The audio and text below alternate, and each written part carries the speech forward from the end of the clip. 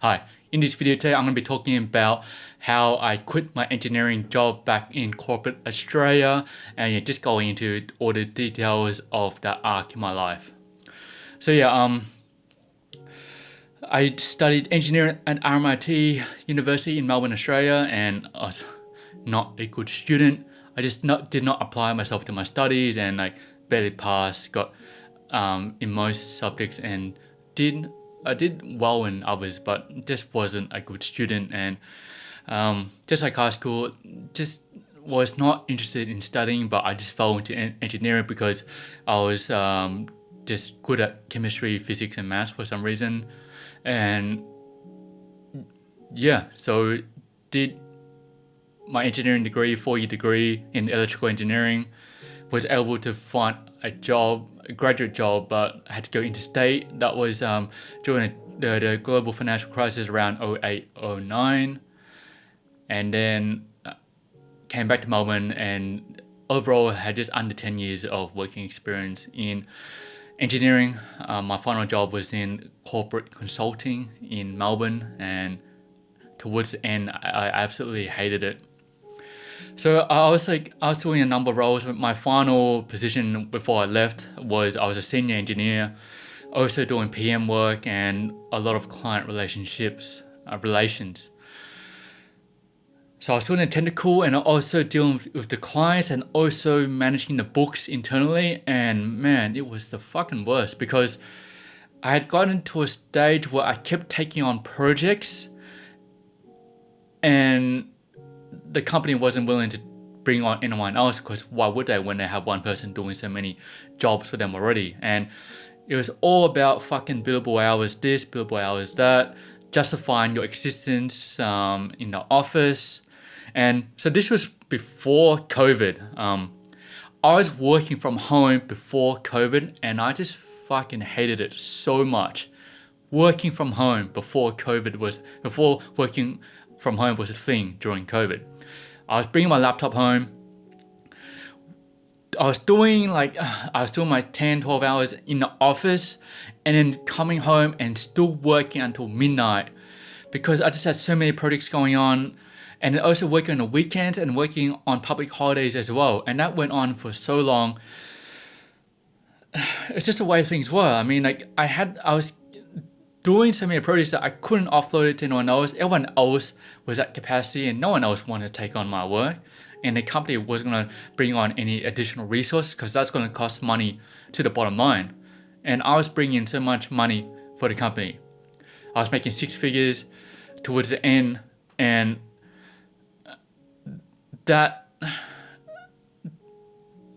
for me, it was a lot of money. I mean, I was able to buy my first property.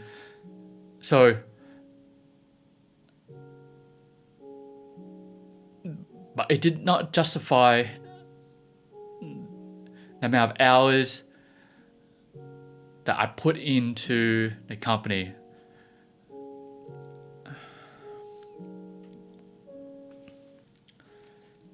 I look back on it now and I remember just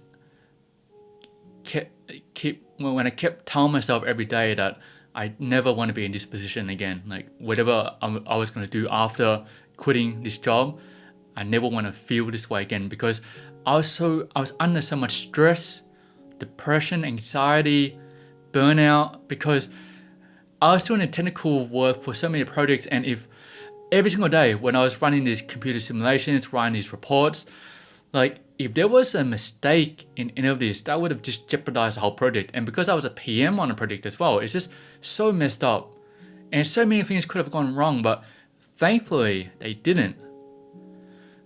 I mean, I look back and oh man, it was just an absolute shit show for my mental health. I mean, I just wasn't myself around family and friends. Oh man, the last 2 years probably the worst. But the only reason why I kept going for those last 2 years was, I mentioned in my other video, was that I had a spreadsheet where I was keeping track of my each month when I got paid. I was putting aside money for my mortgage and also for me to live overseas in Vietnam when I quit because I was going to go on my sabbatical. But that kept me going, just seeing that money pile up. And I did have a date in mind when I was going to quit. and I could have quit earlier, but I needed to save up that money, and that was the only thing that kept me going. Because I was at my wits' end. Like I was, so depressed and just hating life so much. The only thing that kept me going was I had my senior principal engineer who I consider my mentor, and now is a very close friend. He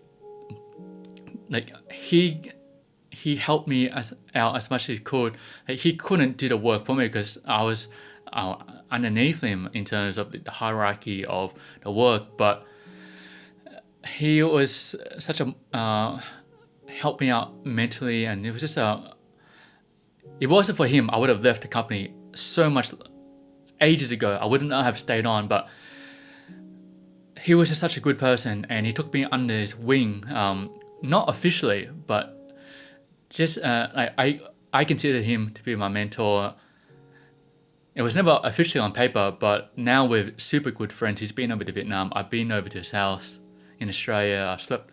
I'm close friends with his wife as well. So is my partner, and I love him and his wife so much. And he was probably one of the main reasons why I kept going. If it wasn't for him, I would have left the company ages ago. But it was because of him. It wasn't because of the work, because I hated the work. I hated the amount of pressure from the clients. I had internal bullshit with management as well. I don't really want to get into that too much because management, they were doing their own thing, and it was always about the bottom line. But like, that's the beast that I was in. Like, if I was going to make that amount of money, unfortunately, that was what I had to put up with, and I put up with it as long as I could, and I got out. It took me many years to recover from a corporate burnout and living in Vietnam and just doing my own thing. But I'm thankful I had the experience. I think I did it for 10 years, and I knew 10 years was enough for me. Maybe I could have done it shorter. Maybe I could have moved to another company, and I'm sure things would have been better, but it would have still been the same shit. I know I would have still left corporate because towards the end of it, I just did not want to be in that environment anymore.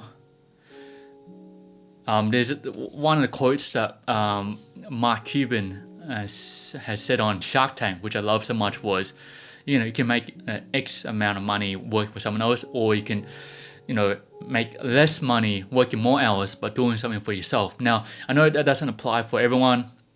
I know there's a lot of people that love the 9-to-5 job, which is awesome, but I didn't. I wanted to do my own thing, face my own hardships my own way, be my own boss. But it's not gonna lie, it's been fucking hard.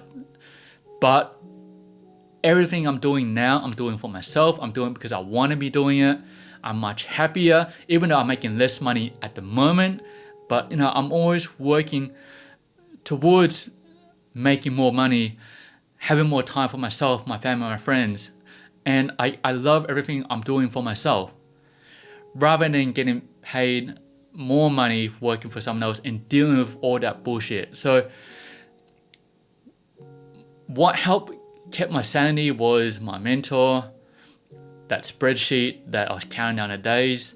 But I had a plan, and I told myself I was unhappy with the situation and I'm going to do something about it, because we live in a time that's different to our parents, where our parents grew up where many people kept working until retirement. I swear I knew I could not stay in this job or even move to another job in this field until retirement. I was not going to be doing this for another 30, 40 years. Fuck that. I knew that in my soul that I was not going to be able to do that. Those final 2 years, I knew that was it for me. I've done about 10 years in this industry. I knew it wasn't for me anymore.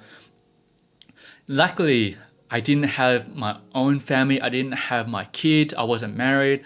At the time, I was still single. I had a mortgage. And of course, I had renters in there. And I was only out of pocket a little bit, couple $100. So most of the rent was being paid off mortgage from the income, so which was okay. But obviously when I moved to Vietnam, I was paying rent here, so I needed to save up money. But luckily, I was in a position, well, I put myself into a position where I was able to quit and not have all these obligations, because not everybody can just quit a 9-to-5 job and go, hey, I'm going to move somewhere else and not do anything, just focus on myself, recover from corporate burnout. It's not that easy for everyone. I understand that. But I deliberately put myself in that position to not get married at that stage, not have kids yet, because I needed so much time for myself still. I needed to discover myself. I needed to do so much soul searching. I put myself in a position where I was not tied down financially, where I had those obligations, where I could not go do what I did. So I'm very thankful that I chose that path for myself.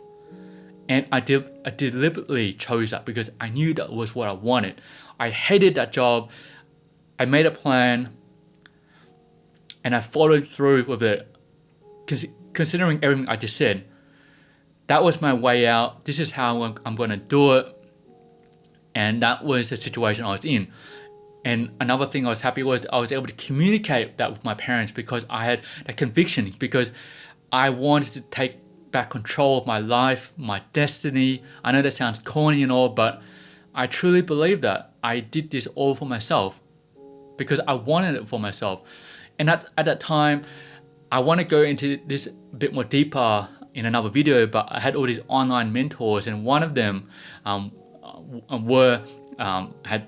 Dr. Jordan Peterson, I had Tony Robbins, and Gary Vee. Gary Vee, to this day, is a man I absolutely love. Back then, Gary Vee really helped me mentally through that situation.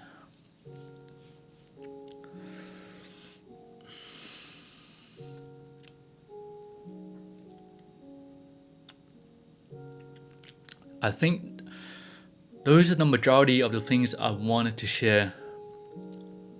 I understand not everyone can quit the 9-to-5, but a lot of people enjoy the 9-to-5, which is awesome. I didn't. Now, if you are tied down with financial responsibilities, I know it's going to be a lot harder. And I don't know what the answer is to it. If you hate what you're doing, hopefully you have a partner that's supportive enough where you can't, I know you might not be able to quit your job fully outright, but at least you can start up your side hustle somehow and find a way to still provide for your family. But I know that's hard. And it is a luxury to be able to pursue your passions and what you find meaningful. I don't have an answer to that. If you're tied down financially and you're unable to quit your job, or if you still love your 9-to-5 and you're able to find a way to make more money, I mean, that would be awesome. But for me now, it really is doing the things I want to do, having the time to do what I want, and be able to make money on my own terms. Right now, I'm not making a lot of money from content creation, but one of the reasons why I started this channel was that just to story tell and just express myself on this channel, because this is what I want to do. Even if, I'm not monetizing this channel, I'm not making much money at all on this channel. I'm making no money on this channel, but I feel fulfilled in being able to express myself, because I do want to look back on this channel. I want this channel, I hope my kids can look back and watch this channel and just watch me share my story and express myself, and see one of the hardships was being in a job that I hated, but having a resolution to do something about it.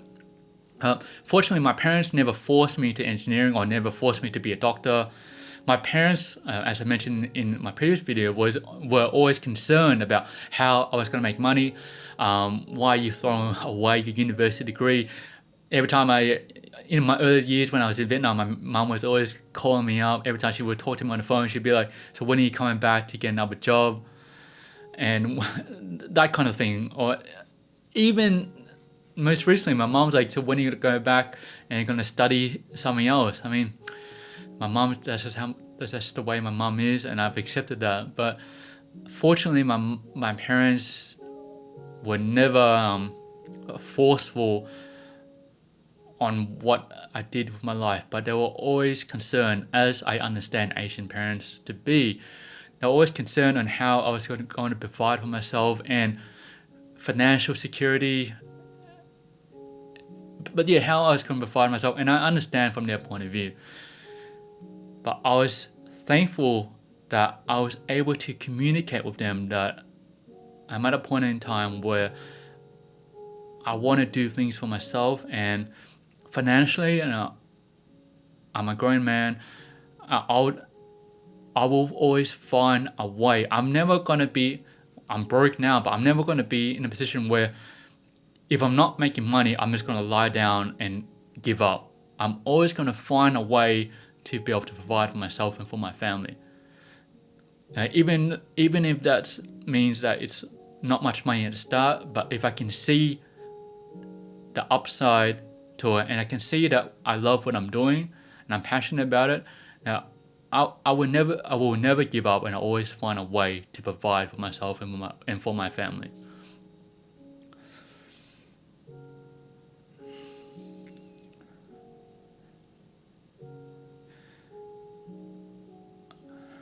I think I covered most of what I want to say in terms of hating the job that I was in, but doing something about it. I hope by sharing this video, it can provide you with some insights. I'm happy to discuss this. If there's anything you'd like to discuss, feel free to leave a comment down below. But yeah, I think I touched on the main topics I wanted to in this video. And yeah, thank you for watching. I'll catch you guys in the next one. Cheers. Willis.